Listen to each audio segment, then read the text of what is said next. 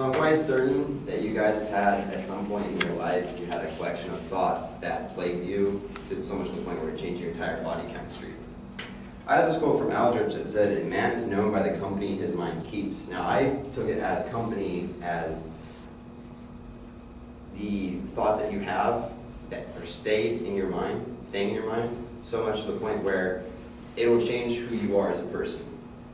So, I'm going to tell you a personal story that I went through, that I've had a collection of thoughts the past couple of years that changed how I acted to now. And then I'm going to relate it back to the quote. So, when I was a teenager, I was very, very angry and very, very doubtful of myself. Now, I want you to try to imagine yourself like the way you are now, and add about 50 pounds to yourself. Now, how would you feel? Would you doubt yourself? Would you feel self-conscious about yourself? Well, that's where I was. I was a very, very doubtful person. I was also very angry because I was doubtful. And I took it to the point where any classmate I was sitting next to that said something ridiculous, I would verbally assault them because I was angry for no reason at all. It's just like, they said something, I was like, all right, I don't like you. And so I would attack them. And all along those thoughts, I was very, very sad because I couldn't understand anything. And it was to the point where I tried to understand something, but since I'm a teenager at the time, I don't really have much information. So I got angry at the fact that I couldn't understand it. So it's just like this circle of emotions and thoughts that I could not understand. And because of that, I wasn't a very, very good person. I wasn't like upbeat or to the point where I should be. And it wasn't until the point where I was around 18 or 19 years old that I decided to change things. So I started going to the gym, and it took me about 5 or 6 months, lost 50 pounds, here I am now. And because of that, I have a whole collection of thoughts where I'm pretty confident in myself. I understand a lot of things, not nearly to the point where I want to be, but I'm content with that because I know I have many, many years to come with that. And I just have to say, like, if you allow those thoughts that you have, those negative thoughts, like, rule you, you're not going to be exactly where you want to be or who you want to be, because this is going to affect you so much to the point. And so, with this quote, "A man is known by the company his mind keeps," I feel that if you give it a try, like just one shot, like try to think differently and think a little bit more positive, and even a negative situation, I feel that you'll be much better off. Thank you.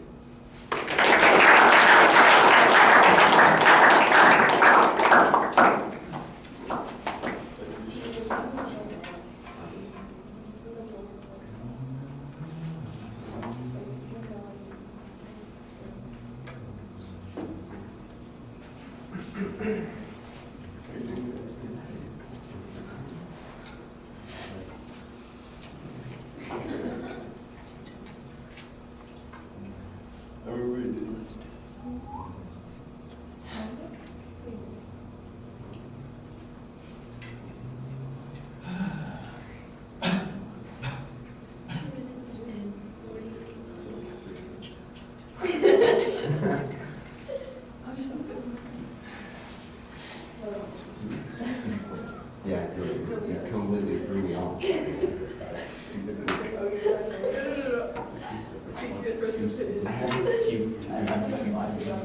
know, you're talking to the person. It's because I'm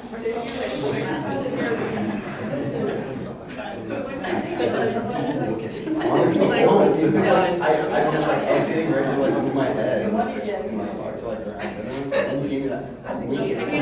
It threw up my entire forehead. I could tell when you were getting hit, like something changed. All right, Nathan, I thought you had an interesting start with the opinion that you're sharing, and you've got a nice interpretation of the quote that you're going at, so I can see where you're headed. There's not really a lot to preview, but you do tell us that you're going to focus primarily on your personal experience, which is okay. I think you could probably generalize a little bit more if you didn't just limit it to the personal experience, but it was okay because it allowed you to develop and talked to us in an interesting way about the subject. You had enough to talk about, and you knew what you were talking about. It wasn't always abstract. You had a few particulars. I'd still like to know how you would verbally beat up some of those people in your class, who are your classmates. Maybe an example too, or something, some smart-ass comment that you had to make that you probably shouldn't have made, or something like that would be a good way to illustrate that point. On the delivery issues, look, most of your delivery seems pretty solid. There are a couple of things that you want to watch out for. So your voice projects fine, but sometimes it's kind of low key and you're kind of quiet. And I think maybe a little bit more energy might be helpful here and there. Same thing with your facial expressions. You look like you're involved and like you're thoughtful while you're speaking to us, but sometimes I think you could be a little bit more animated when you're doing things. So these are not things that were objectionable. It's not like you were a bad thing on it. Just where could I do some things that would be better and stronger, and those would be a couple of those places. I did notice that I wouldn't say it's anxiety so much as it's just maybe bad habit, because you don't sound anxious when I'm listening to you, but you do have a tendency to kind of look down regularly when you're thinking, similar to what I've said to other people. You can tell when you're thinking to yourself because you stop looking at us. You look at us when you're talking and you know what you're saying, but as soon as you're looking for the next idea, your place to look is kind of downwards, and I think you want to be more engaging in that. There's one spot I had just moved the camera a little bit. You'll notice the way it refocuses at one point, because you don't get this chance to see it, because I tightened in on you so that you could maybe see the downcast thing about the eyes that I just mentioned. And then just as I did that, you also started doing something else that was a little bit awkward. You got your legs crossed at the ankles and you look a little bit uncomfortable there. It wasn't for long, maybe 20 or 30 seconds, but it was enough that it just looked like there's a bit of anxiety coming out somewhere. I'm not quite sure. I'm not quite in that firm position. Again, minor little things. Like I said, the content was pretty solid, and I thought that you seemed engaged when you were talking to us. All right, thank you. Since we don't have anybody to send out, could somebody stick their head out the door and ask Jacob to come in, please?